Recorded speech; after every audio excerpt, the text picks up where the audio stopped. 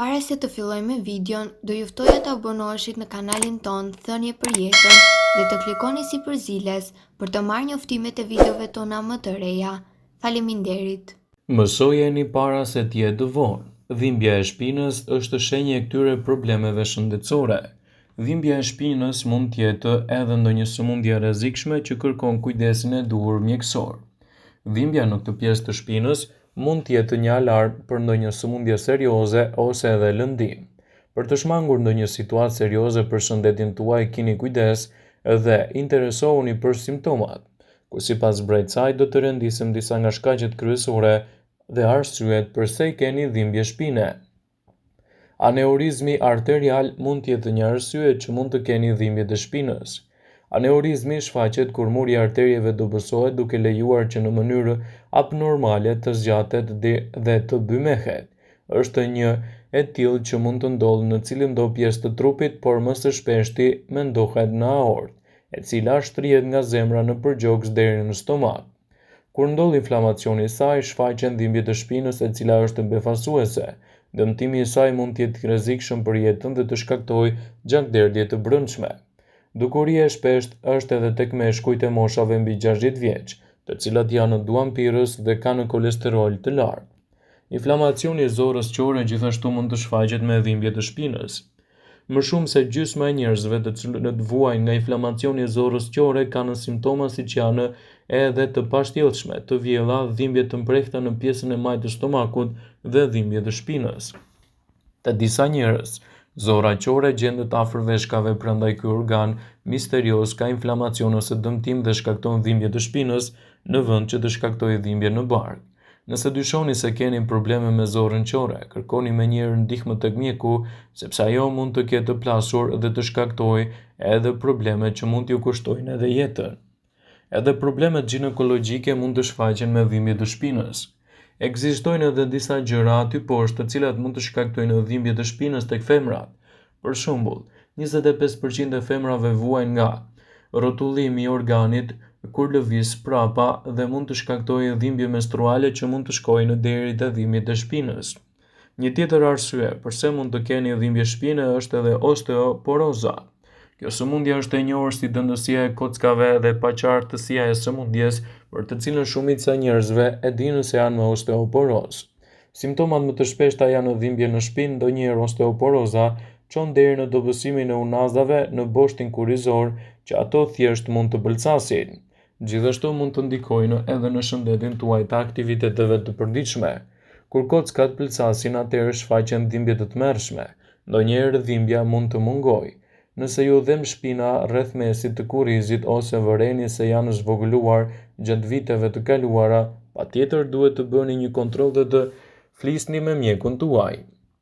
Një tjetër arsye e dhimbjeve të shpinës është edhe artriti. Pjesa e poshtme e shpinës është posaçërisht e rrezikshme nga kjo sëmundje, sepse përballon pjesën më të madhe të shpinës. Ekzistojnë lloje të ndryshme të artritit, të cilët kanë simptoma të ndryshme. Sëmundja mund të shërohet nëse zbulohet me kohë. Artriti është një problem i cili mund të kushtëzojë shëndetin tuaj të përgjithshëm. Nëse nuk paraqiteni tek mjeku për të marrë trajtimin që ju duhet, atëherë gjendja juaj mund të agravojë dhe të ndikojë drejtpërsëdrejti në shëndetin tuaj. Një tjetër problem i dhimbjeve të shpinës mund të jenë edhe gurët në veshka.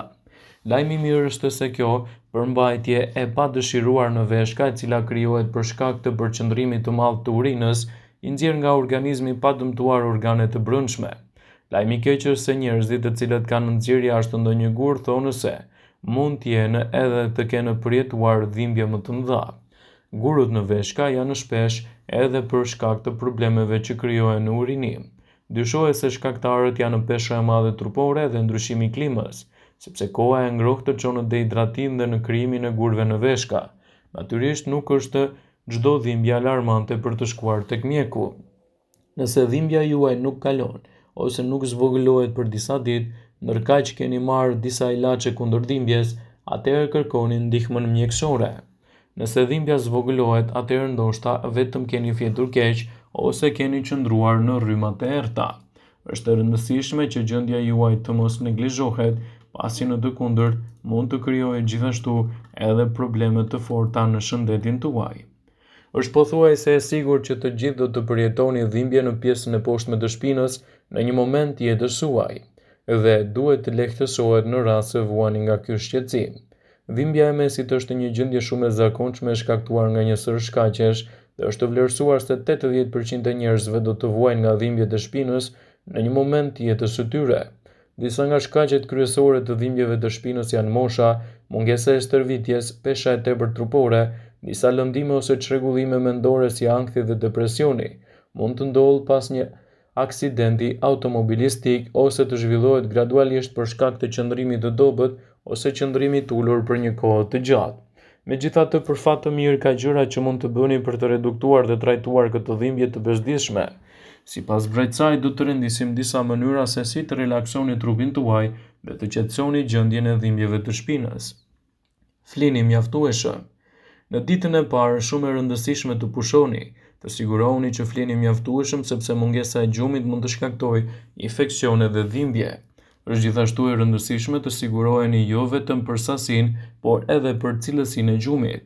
Lodhja e panevojshme do ta bëjë të vështirë trupin tuaj të përballojë dhimbjen. Një mënyrë tjetër për të lehtësuar dhimbjet është të menaxhoni stresin. Dihet se shëndeti fizik është i lidhur drejt për së drejti me shëndetin mendor. Pra nëse jeni të stresuar, kjo do të bëjë më të vështirë që trupi të përballojë me dhimbjen dhe të rrisë nivelin e dhimbjeve që ndjeni. Në të njëjtën kohë, psikologjia e keqe mund të shkaktojë probleme të tjera, më të zakonshmet prej të cilave janë dhimbje të kokës, dhimbje të muskujve, lodhje dhe çrregullime të gjumit. Anasjelltas, menaxhimi i stresit mund të përshpejtojë shërimin. Nëse jeni duke kërkuar mënyra për të ndihmuar luftimin e stresit, provoni të ushtroheni, të hani një dietë ushqyese, të praktikoni meditimin dhe të planifikoni gjithashtu edhe çastet tuaja të relaksit.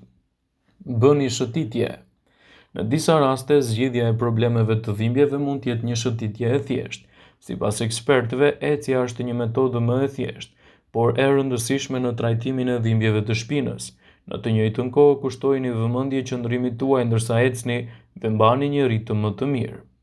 Përkulni hijet tuaja. Përmirësime të vogla në mënyrën se si lëvizni trupin mund të jenë gjithashtu shumë të dobishme.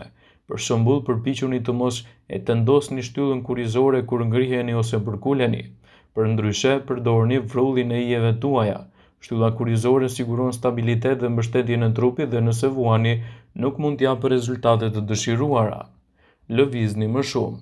Shumë herë ekzistojnë besime se kur keni të bëni me dhimbjen e pjesëve të poshtme të shpinës, është mirë të qëndroni ulur dhe të mos lëvizni shumë.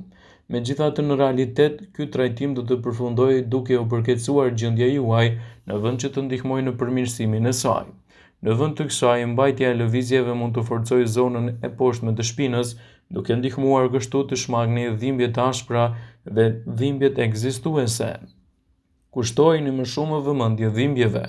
Duke i kushtuar vëmendje saktësisht se çfarë po ndodh dhe ku ndjeni episodet e dhimbjes, do të jeni në gjendje të identifikoni më lehtë shkaqet që e shkaktojnë atë. Mendoni çfarë aktivitetesh të bëni gjatë ditës, të cilat prej tyre mund të dëmtojnë në shpinën tuaj. Për shembull, mund të jeni ulur gabimisht nëse jeni duke bërë punë zyre ose duke ngritur shumë peshë në mënyrë të gabuar. Dhe nëse dhimbja juaj mund të shkaktojë paaftësi ose probleme të ndryshme, kontaktoni me mjekun. Nëse dhimbja vazhdon, do të ishte më mirë të kontaktoni mjekun tuaj, i cili ka të ngjarë që të jetë në gjendje të identifikojë shkakun e dhimbjes dhe të sugjerohet gjithashtu trajtimi i duhur për çështjen tuaj. Për të siguruar që të mos vuani më nga këto shqetësime, atëherë duhet të merrni gjithashtu edhe produktet të mira natyrale, të cilat ju ndihmojnë në parandalimin e fryrjeve dhe dhimbjeve të shpinës. Është e rëndësishme që në rast se vuani nga këto dhimbje, t'i adresoni ato tek mjeku. Vëmendje.